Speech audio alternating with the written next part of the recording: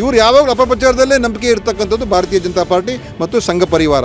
ಸಣ್ಣ ಸಣ್ಣ ಸುದ್ದಿಗಳು ತೊಗೊಳ್ಳೋದು, ಅದನ್ನು ದೊಡ್ಡದಾಗಿ ಮಾಡ್ಕೋಗೋದು, ಮತ್ತು ಅದಕ್ಕೆ ಒಂದು ಕೋಮು ಬಣ್ಣವನ್ನು ಹಚ್ಚಕ್ಕೆ ಹೋಗೋದು, ದ್ವೇಷವನ್ನು ಹೆಚ್ಚು ಮಾಡೋದು. ಸರ್, ಇವಾಗ ಪೊಲಿಟಿಕಲ್ ಆಗಿ ಚೇಂಜ್ ಆಗ್ತಾಯಿದೆ ಸರ್ ಈ ಪ್ರಕರಣ. ಅಂದರೆ ನಾಲ್ಕು ಆದಿತ್ಯವಾರ MLAಗಳನ್ನು ಕೂಡ ವಿಜಯೇಂದ್ರ ಧರ್ಮಸ್ಥಳಕ್ಕೆ ಬರಬೇಕಂತ ನೋಡಿ, ಅವರೆಲ್ಲ ಪೊಲಿಟಿಕಲ್ ಬೆನಿಫಿಟ್ ನೋಡುವಂಥ ಪಕ್ಷ ಅದು BJP. ಅವ್ರಿಗೆ ಇದೇ ಬೇಕು ಯಾವಾಗಲೂ. ಯಾಕೆಂದರೆ ಮೊದಲು 10 ದಿವಸ ಏನೂ ಮಾತಾಡಲೇ ಇಲ್ಲ ತಾನೆ.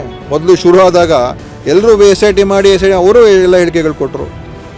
ಮತ್ತು 10 ದಿವಸ 10 ದಿವಸ ಯಾರೂ ಬಾಯಿ ಬಿಚ್ಚಲಿಲ್ಲ. ಈಗ ಎಲ್ಲ ವಿಷಯಗಳು ಹೊರಗೆ ಬರ್ತಾ ಇರೋದ್ರಿಂದ ಇದನ್ನು ಹೇಗೆ ಅವರ ರಾಜಕೀಯ ಲಾಭಕ್ಕೆ ಉಪಯೋಗಿಸ್ಕೋಬೋದು, ಇದು ಅವ್ರ ಲೆಕ್ಕಾಚಾರ. ಈಗ ನಮ್ಗೆ ಅದು ಬೇಕಾಗಿಲ್ಲ. ನಮಗೆ ನಿಜಾಂಶ ಹೊರಗೆ ಬರಬೇಕೆ ಹೊರತು ಇದು ಲಾಭ ನಷ್ಟದ ಪ್ರಶ್ನೆ ಅಲ್ಲ ಅಷ್ಟೇ.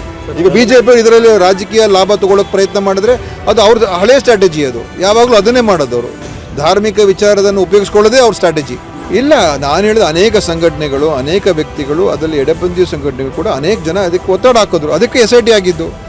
ಧರ್ಮಸ್ಥಳ ವೀರೇಂದ್ರ ಹೆಗಡೆಯವರು ಕೂಡ ಹೇಳಿದ್ರು SIT ಆದರೆ ಒಳ್ಳೆಯದು ಅಂತ. ಅನೇಕ ಬೇರೆ ಜನ ಎಲ್ಲರೂ ಹೇಳಿದ್ರು. ನ್ಯಾಯಾಧೀಶರು ಗೋಪಾಲ್ ಗೌಡರು ಹೇಳಿದ್ರು. ಆ ಥರ ಅನೇಕ ಜನ ಹೇಳಿದ್ದಾರೆ. ಅದಕ್ಕೆ SIT ಮಾಡಿದ್ದು ನಾನೇನು ಹೇಳಿದ್ದು, ನಮ್ಮ ದಕ್ಷಿಣ ಕನ್ನಡ ಪೊಲೀಸವರೇ ತನಿಖೆ ಮಾಡ್ತಾರೆ.